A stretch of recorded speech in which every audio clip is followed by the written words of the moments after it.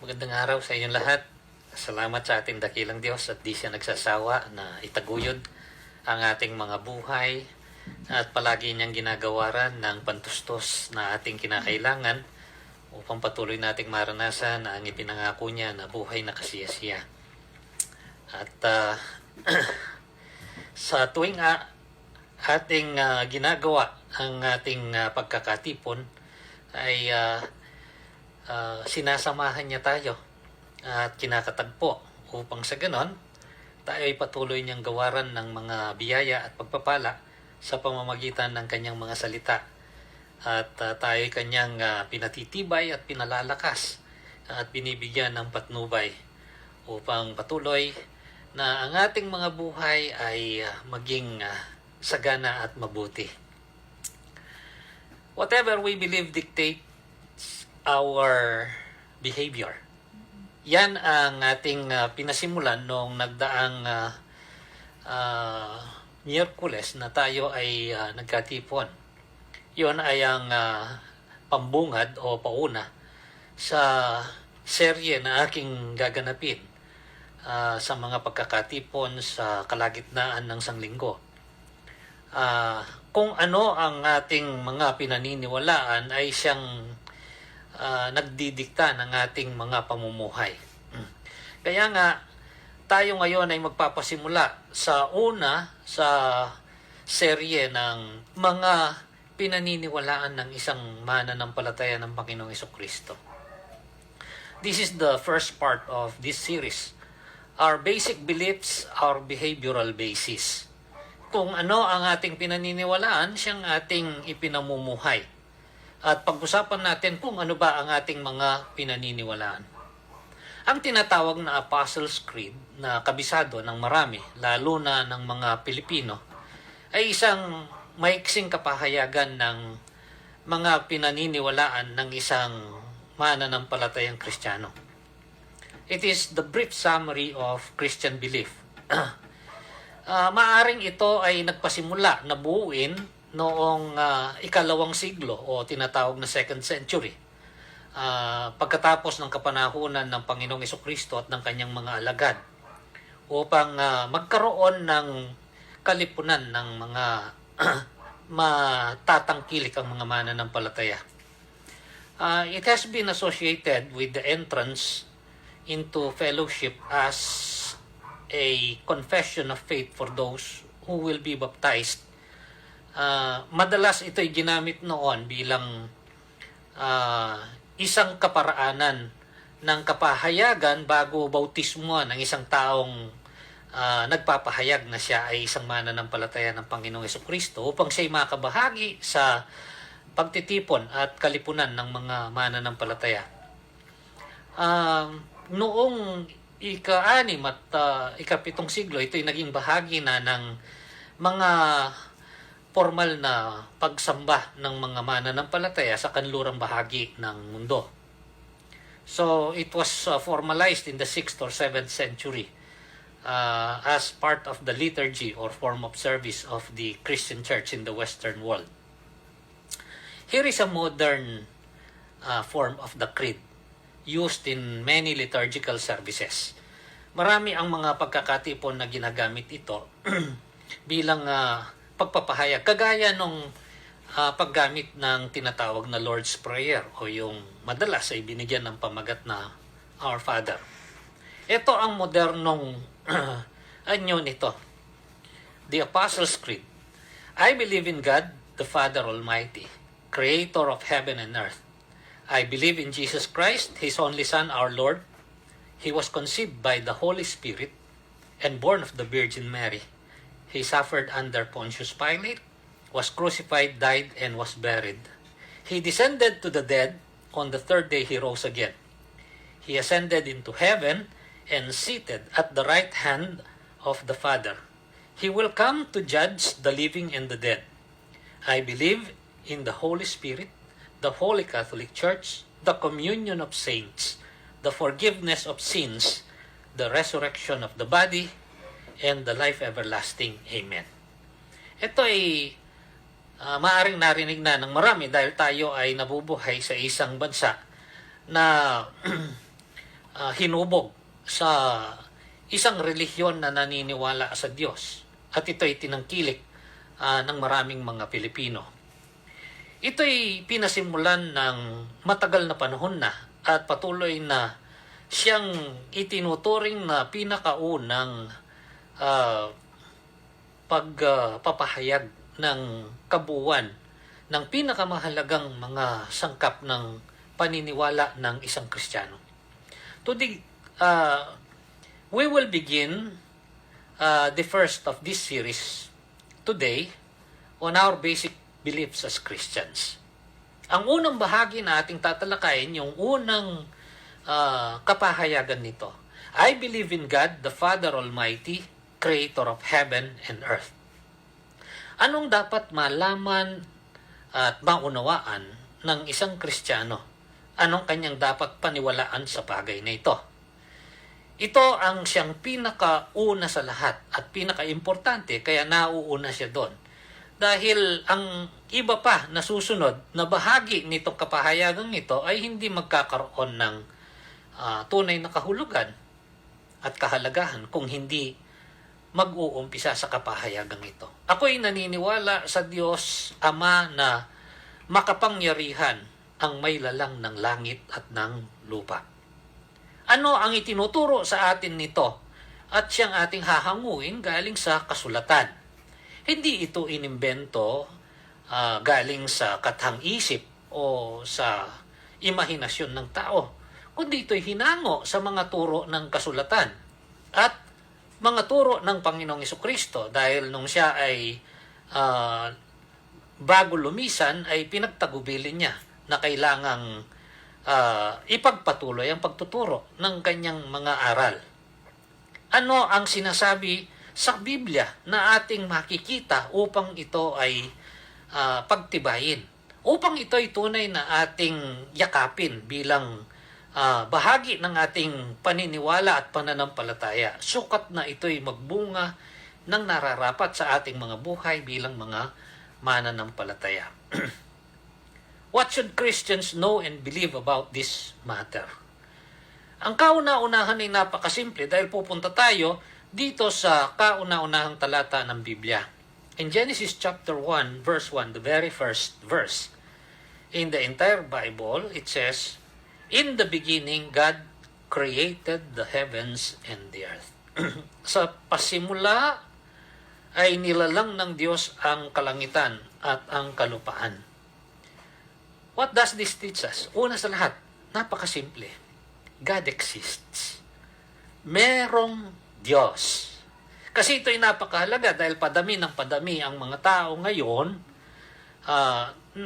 nagpapasimula doon sa kanlurang bahagi ng mundo na nagdududa o hindi naniniwala na merong Diyos. Liban pa doon sa napakaraming mga tao sa silangan na naniniwala na walang iisang Diyos, kundi napakarami ng kanilang iniimbentong Diyos. This is the most basic of all. God exists. Merong tunay na Diyos. Merong mga tao na tinatawag ang kanilang mga sarili na atheists, na hindi naniniwala sa Diyos. They try their best to cancel God from their lives and even try to cancel God from other people's lives. Masigasig sila na hindi lang tanggihan na merong Diyos. Ayaw nilang kilalanin sa buhay nila na merong Diyos. Pero gumagawa ng mga pamamaraan upang sa ganun sikapin na sirain ang paniniwala ng maraming mga tao na may Diyos. And for them, God, so to speak, is their worst nightmare. Pag pinag-uusapan ng Diyos, parang ang Diyos sa kanila ay bangungot. At nakakalungkot kahit anong gawin nilang gumising sa iniisip nilang bangungot na ito. No matter how they try, God is here to remain. Because God exists. God is real. Merong tunay na Diyos. At ito yung Diyos na kinikilala natin na nagpahayag sa kasulatan. He exists. And this leads us to the next important truth about God. Yun muna ang napaka-importante sa lahat. Dahil sinabi, in the beginning, God created the heavens and the earth. But He does not only exist Doon sa unang talatang yon, ito'y hitik at siksik sa napaka-importanting katotohanan. Kagaya ng sinabi ko, nagpapakita at nagpapatunay na merong Diyos. Pero, hindi lang siya nag-exist. Ang ikalawang importanteng bagay na malaman natin is that God exists eternally. Na merong Diyos at siya'y walang hanggang Diyos. Ang ibig sabihin, He is the eternal God. He is self-existent. Yun ang sinabi sa kapahayagan. Hindi nagtangka na ipaliwanag ng Diyos ang anumang bagay patungkol sa kanyang pagiging Diyos sa pasimula. Ang sinabi lang, in the beginning, God, He is there, and He created the heavens and the earth. It says that in the beginning, God already exists. Yung beginning na sinasabi dito, yung pasimula, ay pasimula para sa atin. Upang maintindihan natin na tayong lahat at ang lahat ng mga bagay na nandirito ay merong pinagsimulan. Ngunit ang Diyos ay wala. Before this beginning, God already existed. He existed from eternity past. Yan ay isang misteryo at napakalalim na katotohanan na hindi na marapat na pag-ukulan ng anumang paghahaka-haka ng tao dahil wala siyang kapupuntahan. This is what makes God, God, and this is what makes us creatures of God. Everything else has a beginning except God. Lahat ng bagay ay may pasimula. Liban lamang sa Diyos. Kaya nga, ang isa sa mga tawag sa Kanya ay ang pasimula at ang katapusan. He is called the beginning and the end, or He is called the Alpha and the Omega. Nandoon na siya noong magpasimula ang lahat ng bagay dahil siya'y walang pasimula at siya'y mananatili ng pangwalang hanggan. Okay. God exists. He exists eternally. And this leads us to the next important truth. That the God who exists eternally, is the God who is the Creator. Siya yung dakilang lumikha. It is so clear in Genesis chapter 1 verse 1 na ang lahat ng mga bagay na nandirito nakikita natin at merong katunayan, yung tinatawag nating reality, ay nilalang lahat ng Diyos. Walang ibang pinagmulan ang lahat ng ito kundi ang Diyos. Kaya nga yung Genesis chapter 1 at chapter 2 ay isang napakalinaw at napakadetalyeng paglalahad kung paano ginawa ito ng Diyos. Hindi lang sinabi ng lahat ng bagay ay ginawa ng Diyos, pero inilarawan sa napakalinaw at detalyadong kaparaanan ang paglalang ng Diyos sa lahat ng bagay. So, napakahalaga na ito'y ating basahin. Kasi maraming mga tao, hindi na sila nakapagbibigay ng panahon upang ito'y kanilang basahin ng dahan-dahan. Dahil lang marami, sinasabi naman nila, oo, alam ko na yon. Etong sinasabi, Genesis chapter 1, verse 1, hanggang doon sa Genesis chapter 2, verse 2. In the beginning, God created the heavens and the earth. Now the earth was formless and empty. Darkness was over the surface of the deep, and the Spirit of God was hovering over the waters. And God said, "Let there be light." And there was light. God saw that the light was good, and He separated the light from the darkness. God called the light day, and the darkness night. And there was evening, and there was morning, the first day. Unang araw, Sinabi ng Diyos, magkaroon ng liwanag. At nagkaroon nga ng liwanag. And God said, "Let there be an expanse between the waters to separate water from water." Magkaroon ng isang kalawakan na maghihiwalay sa tubig at sa tubig. Tubig sa itaas at tubig sa ibaba. God made the expanse and separated the water under the expanse from the water above it. And it was called, and God called the expanse sky. And there was evening and there was morning the second day. And God said, let the water under the sky be gathered to one place, and let dry ground appear. And it was so. God called the dry ground land, and he gathered the waters he called seas. And God saw it was good. Pinagsama-sama ng Diyos ang tuyong bahagi, at ito'y tinawag na kalupaan, at ang tubig, tinawag na katubigan. At sabi ito'y tinangnan niya at mabuti. Then God said, let the land produce vegetation, seed-bearing plants and trees on the land that bear fruit with seed on it, or in it, according to their various kinds. And it was so. The land produced vegetation, plants bearing seed according to their kinds, and trees bearing fruit with seed in it according to their kinds. And God saw it was good. And there was evening and there was morning the third day. Pinasulpot ng Diyos ang mga puno at halaman na nagbubunga sa kalupaan. Verse 14, and God said, let there be lights in the expanse of the sky to separate the day from the night, and let them serve as signs to mark seasons and days and years, and let them be lights in the expanse of the sky to give light on the earth. And it was so. God made two great lights, the greater light to govern the day and the lesser light to govern the night. He also made the stars. God set them in the expanse of the sky to give light on the earth, to govern the day and the night, to separate light from darkness. And God saw it was good, and there was evening and there was morning, the fourth day. Gumawa ang Diyos ng mga liwanag sa himpapawid upang may paghiwalay yung araw at saka yung gabi. Ang ibig sabihin ng araw, buwan at ang mga bituin.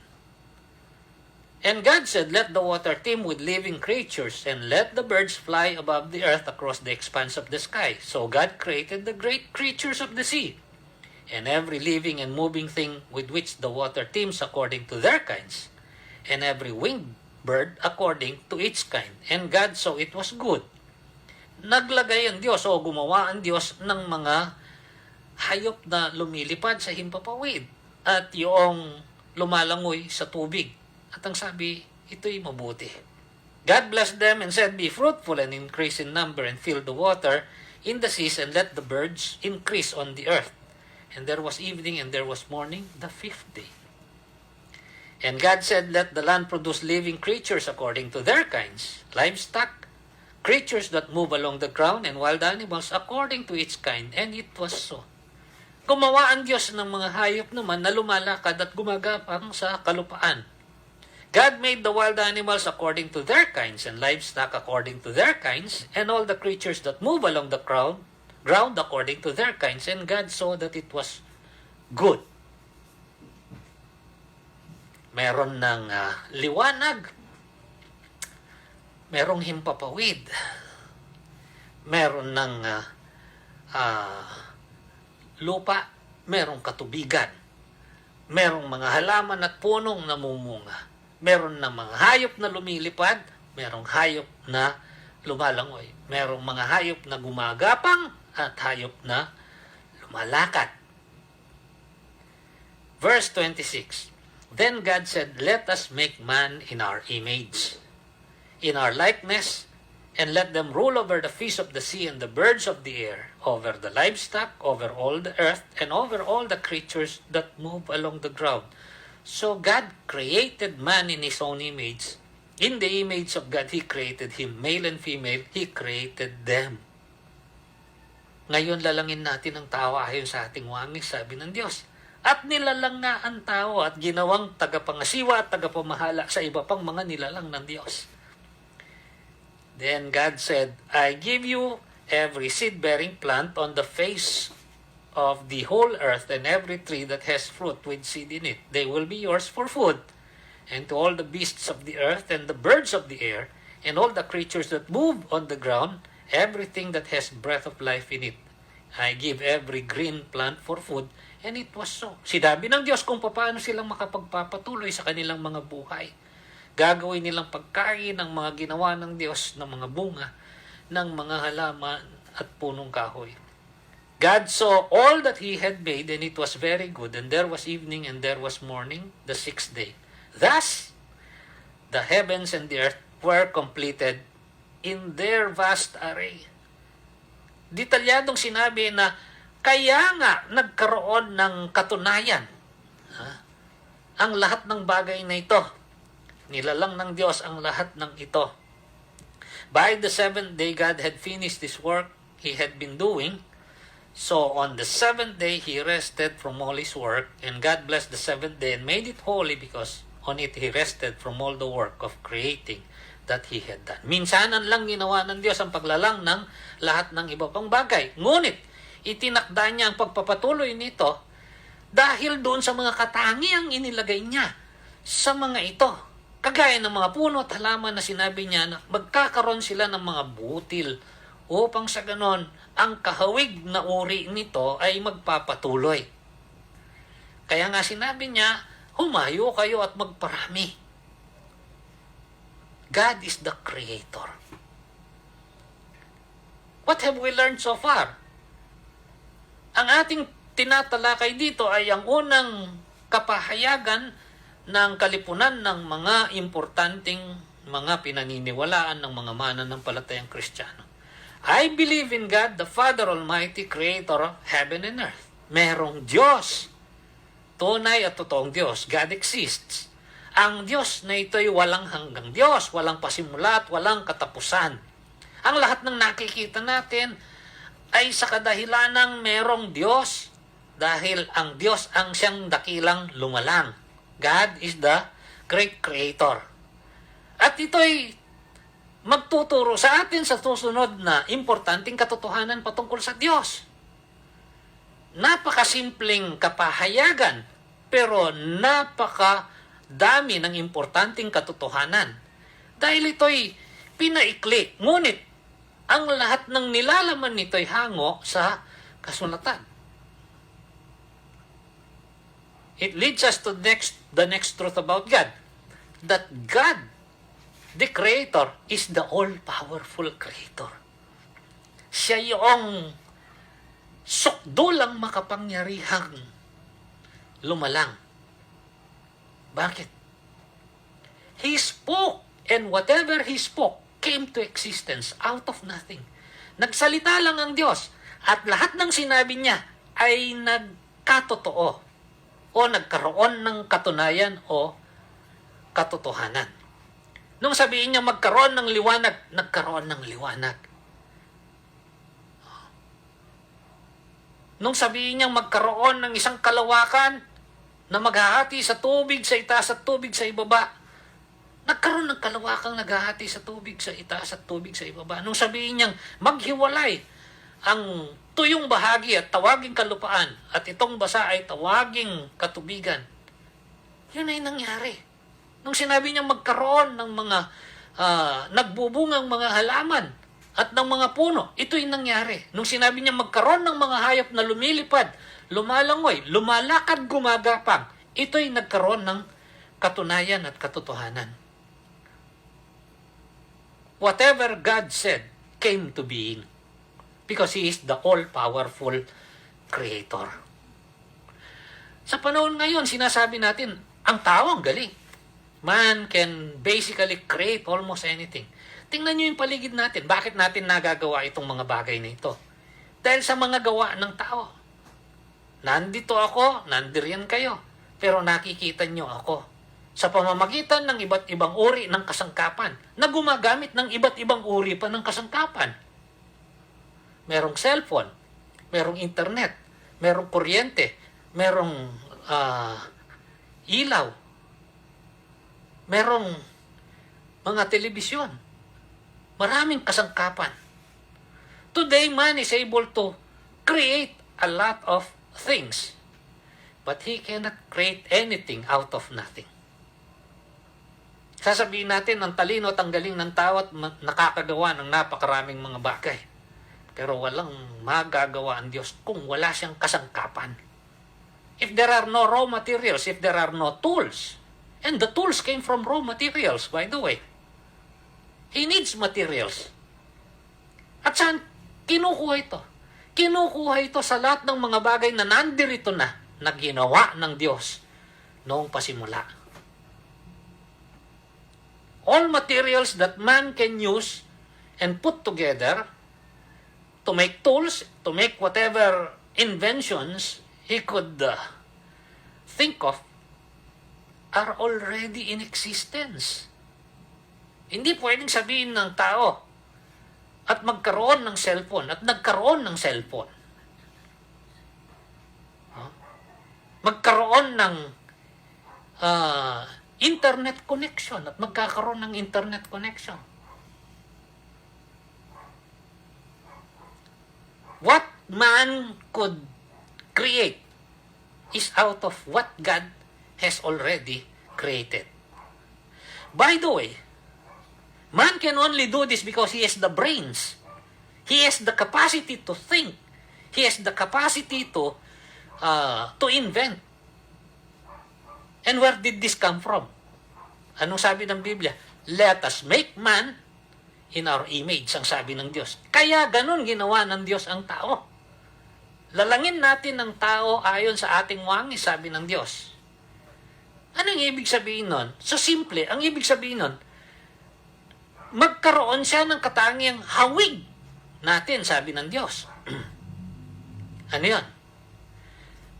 Kaisipan, kakayanang mag-isip, intelligence, damdamin, kakayanang makaramdam, emotion, at kapasyahan, kakayanang magdesisyon o magpasya, will. See, without this, man could not do anything. God created man with the brain and the capacity to think. That's why man can create things. But only God can create out of nothing. He is the all-powerful God. Ang lahat ng pwedeng gawin ng tao ay dahil sa makapangyarihan, sukdulang makapangyarihang Diyos na pinapahintulutan siya at binigyan siya ng kakayanan at ng mga kasangkapan. Because we are made in God's image. There are people who call themselves not only atheists but evolutionists. Para maipaliwanag kung saan tayo nanggaling. Sabi nila, ay tayo aksidente lang. Basta nangyari lang. Nagkahalo-halo ang mga kemikal, nagkaroon ng buhay, at naging isang simpleng organismo, umunlad ng umunlad, ewan ko kung bakit umunlad, naging komplikado, at gumaling ng gumaling, hanggang sa milyong-milyong taon sa pabago-bago at paunlad ng paunlad ay naging tao na napakatalino. This is very tragic. The tragedy in this is that after these people have earned sophisticated education and degrees, these people missed one of the most basic and simple things to learn. Sa layo at taas at tayog ng naabot nila sa pag-aaral at mga titulong nakuha nila, ang hindi nila natutuhan ay yung isa sa mga pinakasimpleng bagay na dapat sanang matutuhan. Yung ating pinanggalingan.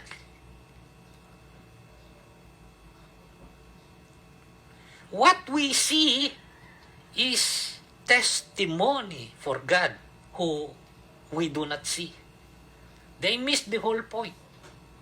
Kalunos-lunos kung hindi matututo at makapagbabago ng kaisipan ang mga taong nagsasabing walang Diyos. Anong sinasabi? Dito sa Psalm 19, etong sinasabi, I will read it for you, yung unang 6 na talata. Ang sabi dito, the heavens declare the glory of God, and the skies proclaim the work of His hands. Yung nakikita natin sa kalangitan ay nagpapahayag ng kalwalatian ng Diyos. At ang kalawakan ay naghahayag o nagsasabi ng gawa ng kanyang mga kamay. What we see should make us realize that this existed because there is a great creator who brought them to existence. Day after day, they pour forth speech. Night after night, they display knowledge. There is no speech or language where their voice is not heard. Their voice goes out into all the earth, their words to the ends of the earth. Araw-gabi, nagpapahayag sila, pero wala naman silang pananalita. The mere fact that everywhere you go, you will see something that exists. And these things that exist are testimony that God exists because He created all of these things that exist. In the heavens, He has pitched a tent for the sun, which is like a bridegroom coming forth from his pavilion, like a champion rejoicing to run his course. It rises at one end of the heavens and makes its circuit to the other. Nothing is hidden from its heat. Ang araw, araw-araw, kahit saang dako, sumisikat at siya'y lumulubog. Sumisikat at siya'y lumulubog. Parang nagpuprosisyon at nagpaparada. Na maaaring makita ng kahit sino. Walang dako na hindi inaabutan ng sikat ng araw at paglubog nito. Ito ang katunayan at katibayan na may Diyos. Ginawa lang halimbawa ito dahil walang taong hindi maaaring makakita at makaranas ng mga katunayan ng mga ito. Pero napakarami pa ng nasa kapaligiran natin. Sukat na sa bagong tipan itong sinabi ni Apostol Pablo. In Romans chapter 1, this is what Paul said about some failure or some people's failure regarding this matter. Ang sabi niya dito sa Romans chapter 1, magmula sa verse 16 hanggang verse magmula verse chapter 1 verse 19 hanggang verse 20. Okay, sabi niya dito, since what may be known about God is plain to them. Ang maaaring matutunan o malaman patungkol sa Diyos ay malinaw because God has made it plain to them. Verse 20, for since the creation of the world, God's invisible qualities, His eternal power and divine nature have been clearly seen, being understood from what has been made, so that men are without excuse. Ginawa ng Diyos na malinaw ang dapat malaman ng tao patungkol sa Kanya. Dahil mula pa sa paglalang ng mundo, ang di nakikitang mga katangian ng Diyos, ang Kanyang walang hanggan at sukdulang kapangyarihan, at ang Kanyang pagka-Diyos, ay malinaw na nakikita at nauunawaan sa mga bagay na ginawa. Ginawa ng Diyos upang walang sino man ang makapagdahilan na hindi niya nakilala ang Diyos. God is the all-powerful Creator. So what have we learned so far? God exists. God exists eternally, without beginning and without end. This God who exists is the Creator. And He is the all-powerful Creator. And this leads us to the next truth about God. That He is not only the all-powerful Creator, but as we have read in Genesis chapter 1, it was described how He created everything. He created everything with goodness, with design, with purpose. Ang lahat ng nilalang ng Diyos ay hindi lamang parang itinapon na ganun lang at bahala na. Kundi lahat ng kanyang nilalang ay merong kabutihan, merong mga layunin, at merong mga disenyo. Which just shows that He is not only all-powerful, but He is all-wise and absolutely good. Siya yung sukdulang matalino at sukdulang mabuting lumikha. Kung minsan, merong gumagawa ng mga disenyo at masasabi ng ibang mga tao, parang hindi ko maintindihan yung disenyong yan. Ano yung layunin ng disenyong yan? Parang walang katuturan. Ano ang pakinabang yan? Pero lahat ng mga ginawa ng Diyos ay merong layunin, merong kabutihan, merong kagandahan. Itong sinabi sa Genesis, doon sa ilang mga bahagi, in chapter 1, in verse 10, it says, God called the dry ground land, and He gathered the waters He called seas, and God saw it was good. Nilarawan. Sa pagtingin ng Diyos, ito'y mabuti. Isipin nyo kung puro dry ground, o kung puro seas. Siguro, the way we are now, we wouldn't appreciate it. Kung puro lupa. O kaya kung puro dagat. Sa verse 12, ang sabi dito, the land produced vegetation, plants bearing seed according to their kinds, and trees bearing fruit, with seed in it according to their kinds. And God saw it was good. In verse 18, it says here, sa verse 17, God set them in the expanse of the sky to give light on the earth, to govern the day and the night, and to separate light from darkness. And God saw it was good. In verse 25, it says here, God made the wild animals according to their kinds, and livestock according to their kinds, and all the creatures that move along the ground according to their kinds. And God saw it was good. And in verse 31, ito yung sinabi, and God saw all that He had made, nung nagawa na niya lahat. And it was very good. At ito'y napakaganda. Ito'y napakabuti.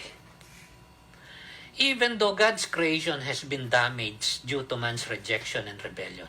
Isang katunayan din na pag-uusapan natin sa mga darating na panahon.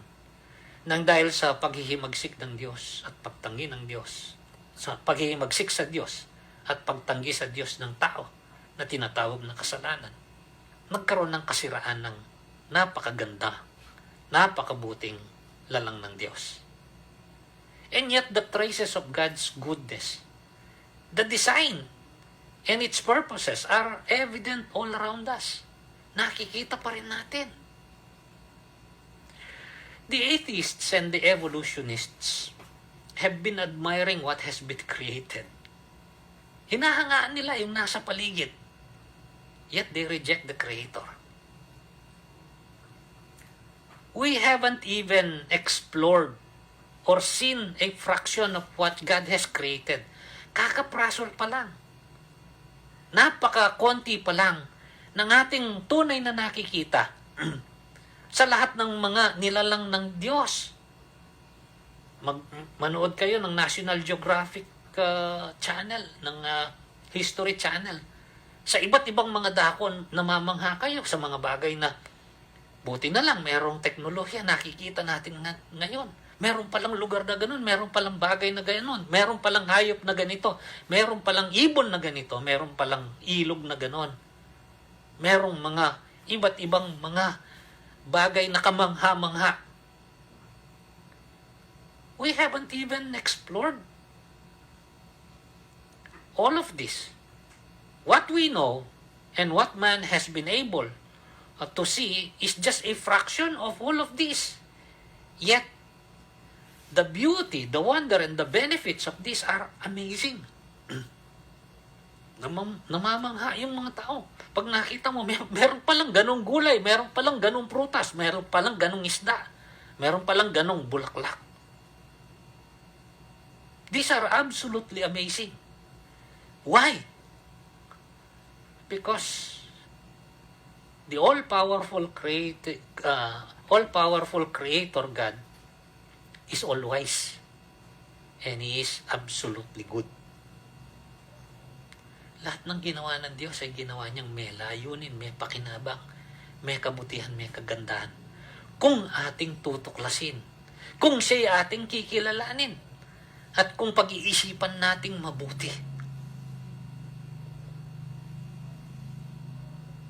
See, what do we see around? Mountains that people would love to hike. Ang mga kabundukan. Pag makita mo yung kabundukan, ang dami ng mga napakagandang kabundukan.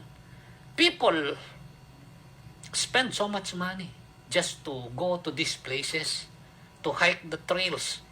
Yung pumupunta nga ng Mount Everest isinusuong nila yung kanilang mga buhay dahil sa mangha nila, sa ganda, the majesty and the beauty of this so-called the tallest, highest mountain in the world.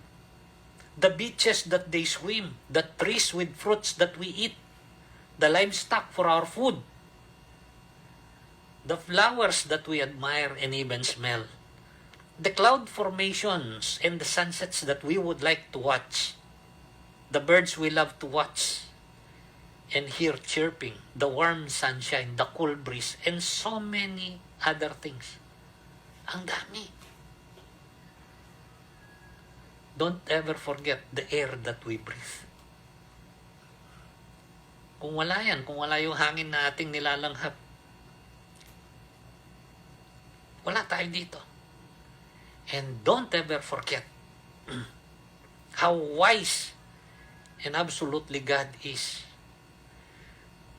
The being and the brain that we have. Ginawa tayong may kapasidad na mag-isip, umunawa, mamangha, mag-appreciate, makaramdam. These are all part of what God has created. Imagine if we don't have this capacity. I cannot imagine if I don't have this capacity to appreciate all these things. May kakayanan tayong mag-isip. May kakayanan tayong mag-appreciate. May kakayanan tayong mag-analyze, mag-admire. Because God created us this way. Because He is all-wise, all-powerful, absolutely good. Which leads us to the next truth about God. That God is not only the Creator God. He does not only exist eternally. He is not only absolutely good and wise. He is not only all-powerful, but He is the sustaining God. Siya yung Diyos na nagtataguyod. Siya yung Diyos na tumutustos upang ang kanyang nilalang ay magkaroon ng pagpapatuloy. Kasama na sa disenyo at sa layunin ng Diyos na ang kanyang mga nilalang noong una ay magkaroon ng pagpapatuloy. At yan ay nakikita natin ngayon. Tayo'y bahagi ng pagpapatuloy na ito. Ang nasa kapaligiran natin ay bahagi ng pagpapatuloy na ito. Bakit? Dahil tinutustusan ng Diyos. God sustains us, sustains all of this. Itinataguyod ng Diyos. Without God, we will all just perish. Tayo maglalaho. We will become extinct. He created us to sustain us. Again, despite man's natural inclination to rebel and to reject God, God patiently and lovingly sustains His creation. Walang sawa ang Diyos sa pagtataguyod nito. Merong isang tao sa Biblia na dumanas ng matinding pagsubok. Sa kabila ng siya'y nananalig at kumikilala sa Diyos. Pero siya'y nalito. At siya'y nag-iisip. Humahanap ng kasagutan, nagtatanong sa Diyos kung bakit. Hindi niya sukat maunawaan na sa ganda at sarap ng kanyang buhay ay biglang dumating sa kanya ang matinding pagsubok na di niya sukat maunawaan. Ang pangalan niya ay Job. Alam niyo, nung tumugon ng Diyos, sa haba ng kanyang mga katanungan at haka-haka ng kanyang mga kakilala, ito ang sinasabi, mga piling bahagi ng kasagutan ng Diyos. Job chapter 30, verses 1 to 11. Then the Lord answered Job out of the storm. He said, "Who is this that darkens my counsel with words without knowledge? Brace yourself like a man, I will question you, and you shall answer me." Ako naman ang magtatanong sa iyo, at ako'y sagutin mo. Where were you when I laid the earth's foundation? Tell me if you understand. Saan ka ba nung inilatag ko ang pundasyon ng mundo? Who marked its dimensions? Surely you know. Who stretched a measuring line across it? On what were its footings set? Or who laid its cornerstone? While the morning stars sang together and all the angels shouted for joy. Sino ang gumawa ng bawat sukat? Sinong naglagay ng mga pundasyon? Sinong nagpasya ng mga hangganan? Habang ang mga tala at ang mga anghel ay nagdiriwang. Who shut up the sea behind doors when it burst forth from the womb? Sinong naglagay ng hangganan sa dagat nung ito ilalangin? When I made the clouds its garment and wrapped it with thick darkness, when I fixed limits for it and set its doors and bars in its place. Kaya yung dagat, sinong nagtakda na yung dagat pagdating dun sa dalampasigan, hanggang doon siya, babalik na naman. Pupunta na naman sa dalampasigan, hanggang doon siya, babalik na naman. Sinong nagsukat nito? Sinong nagpasya nito? When I said, "This far you may come and no farther, here is where your proud waves halt." Sinong gumawa noon? Ang sabi ng Diyos. Ipagpatuloy natin sa verse 22, ang sabi ng Diyos sa kanya. "Have you entered the storehouses of the snow or seen the storehouses of the hail, which I reserved for times of trouble, for days of war and battle? What is the way to the place where the lightning is dispersed, or the place where the east winds are scattered over the earth?" Ang sabi niya, alam mo ba kung saan nanggagaling ang niebe o yelo? Kung saan iniimbak ito? Para kapag kailangan ito ay ipadala sa mundo, saan nanggagaling ang hangin? Saan iniipon ito? Who cuts the channel of the torrents of the rain and the paths of the thunderstorm, to water the land where no man lives, a desert with no one in it, to satisfy the desolate wastelands and make it sprout with grass? Sino ang nagpapakawala ng ulan sa dako na wala namang didilig nito, upang sa ganon ito'y hindi maging tigang, upang sumulpot at tumubo ang mga halaman? Ito yung tanong ng Diyos. Ang mga gubat ba ay dinidiligan natin? Ang mga lupaing hindi naman tinitirhan ay inaalagaan natin? Kung bakit tumutubo ang mga puno at halaman, yung tinatawag na rainforest, namamanghay yung iba. Verse 34 hanggang verse 38. "Can you raise your voice to the clouds and cover yourself with a flood of water? Do you send the lightning bolts on their way? Do they report to you, 'Here we are'? Nag-uulat ba sa iyo ang ulan, ang kidlat? Who endowed the heart with wisdom, or gave understanding to the mind? Who has the wisdom to count the clouds? Who can tip over the water jars of the heavens, when the dust comes hard and the clods of earth stick together?" Sinong may karunungan upang kapag tuyo ang lupa ay ibuhos yung tubig na nanggagaling sa mga ulap?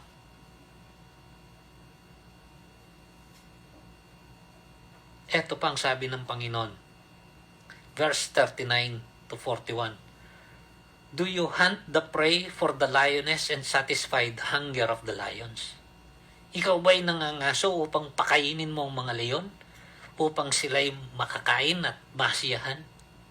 When they crouch in their dens and lie in wait in the thicket, who provides food for the raven? when their young cry out to God and wonder about for lack of food. Sinong nagbibigay ng pagkain sa mga hayop na ito?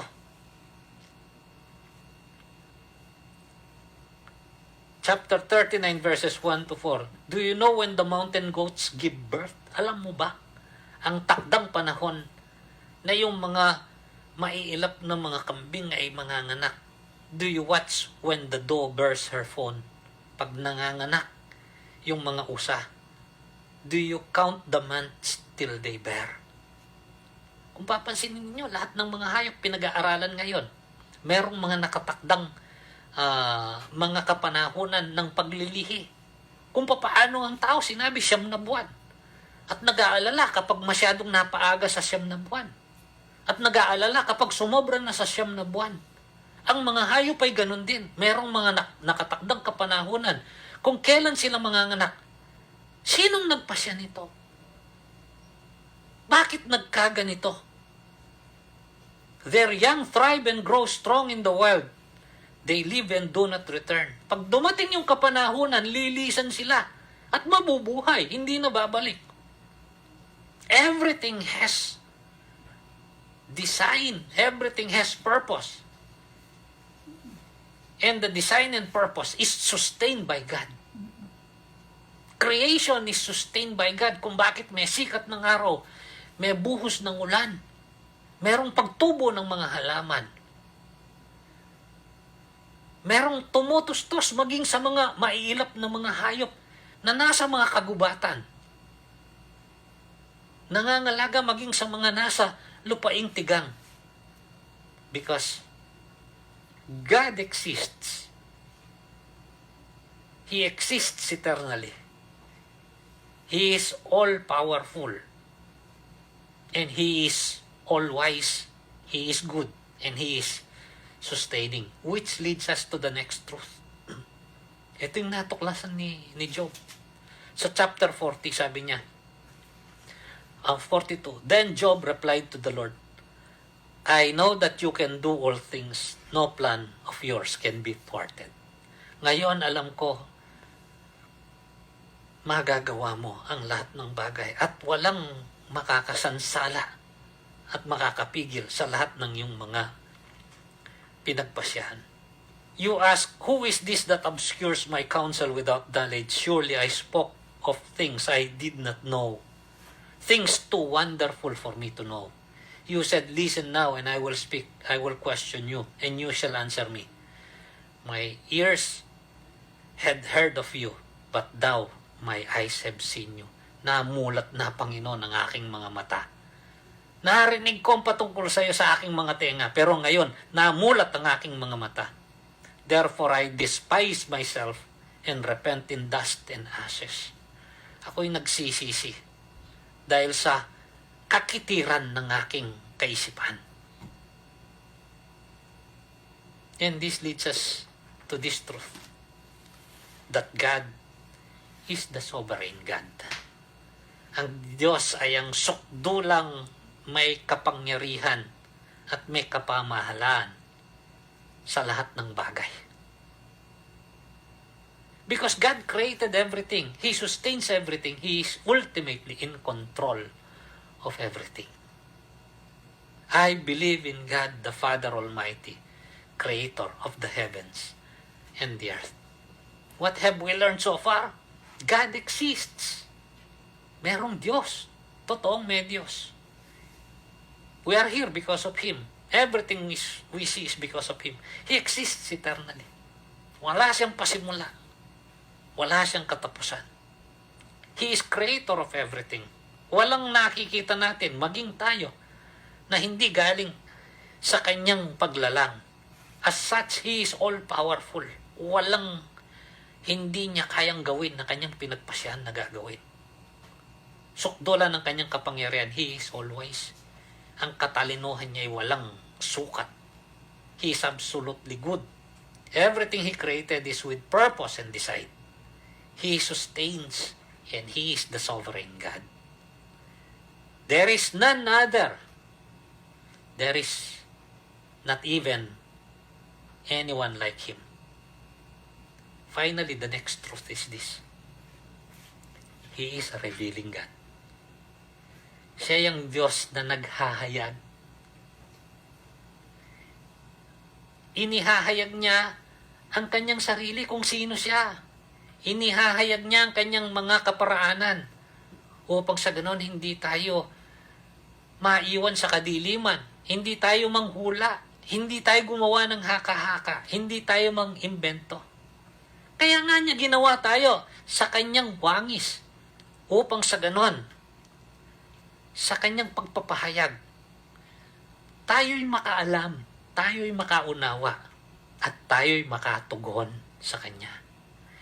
Yung Psalm 19, yung kanina, binasa ko yung unang bahagi. Ang sabi niya,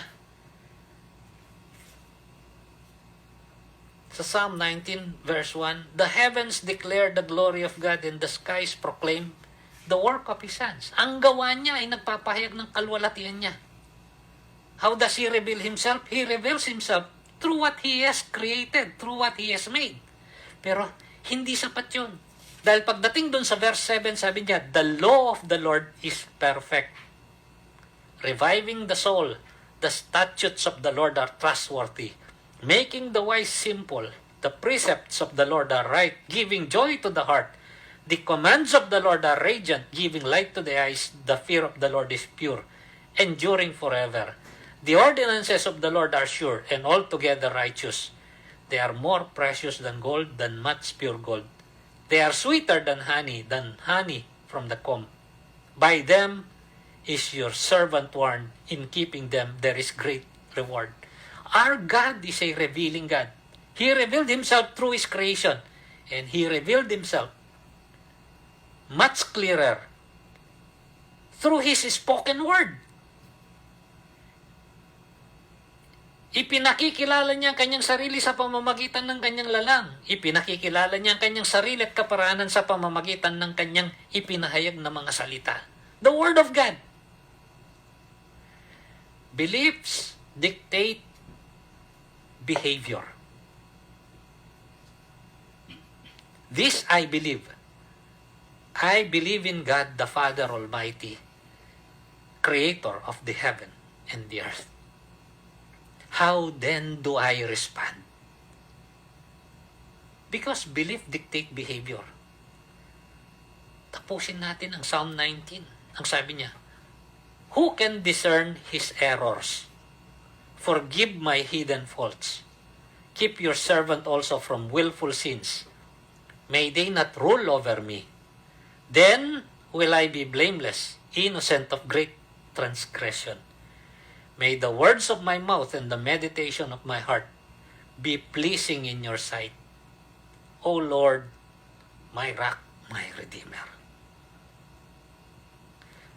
Purihin ng Diyos at inabot niya tayo sa pamamagitan ng pagpapakilala sa atin na kanyang mga nilalang.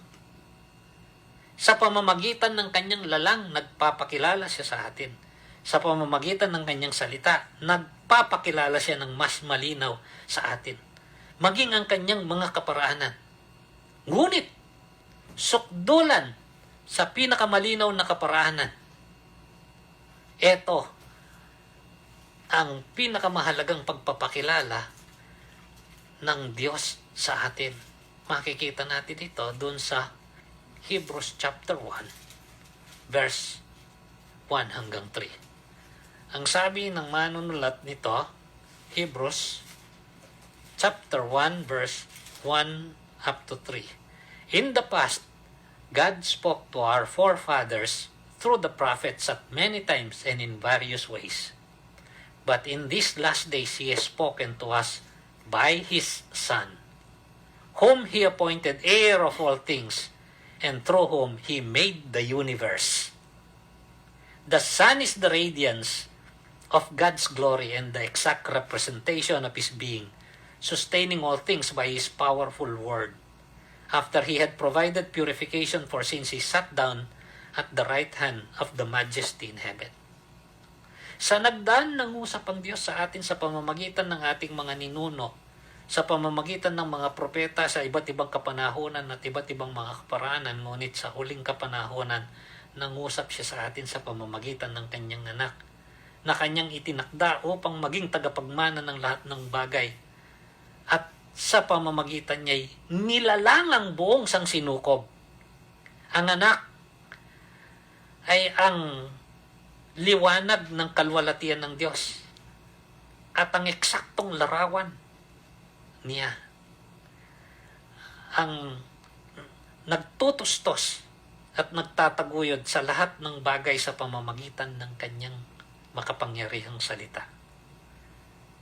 Pagkatapos niyang gumawa ng paglilinis sa kasalanan, siya'y lumuklok sa kanan ng kalwalatian sa kalangitan.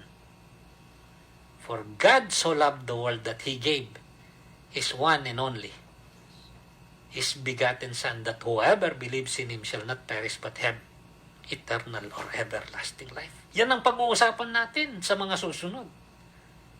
We Christians should be eternally grateful because we have come to know Him through Christ.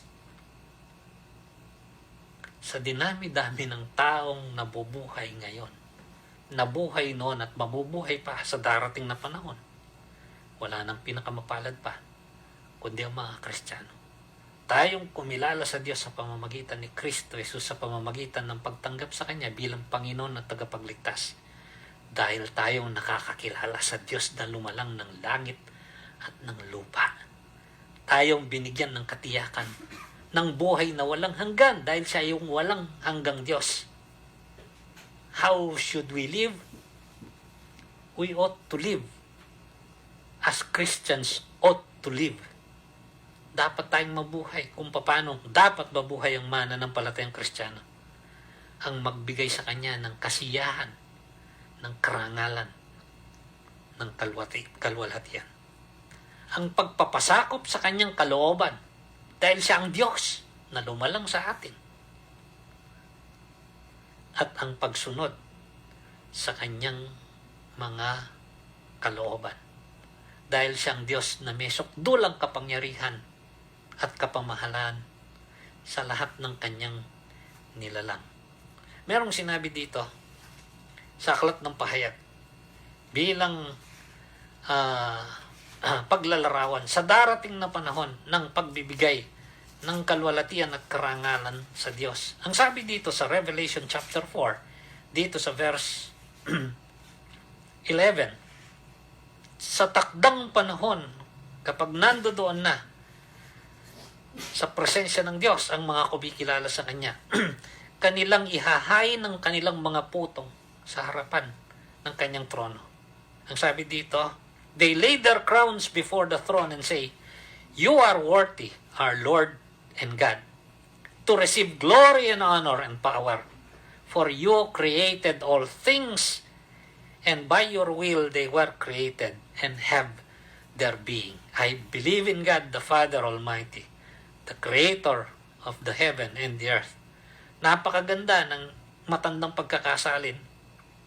In the Old King James Version, it says, in Revelation chapter 4, verse 11, which was rendered into a song, "Thou art worthy, O Lord, to receive glory and honor and power, for thou hast created all things, and for thy pleasure they are and were created.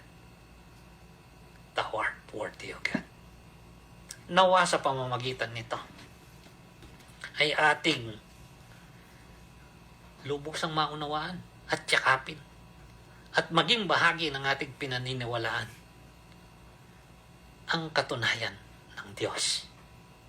We must know Him for who He is and respond to Him as He wills. Purihin ang ating Diyos. I believe in God, the Father Almighty, Creator of the heaven and the earth. Tayo manalangin. Dakilang Diyos na lumalang sa amin. Sukdulang makapangyarihan. Sukdulang matalino. Sukdulang mabuti. Salamat po, O Diyos. Salamat at nilalang mo kami upang magkaroon kami ng unawa at may kapasidad na tumugon. Salamat at tinutustusan mo ang iyong mga nilalang mo, Diyos.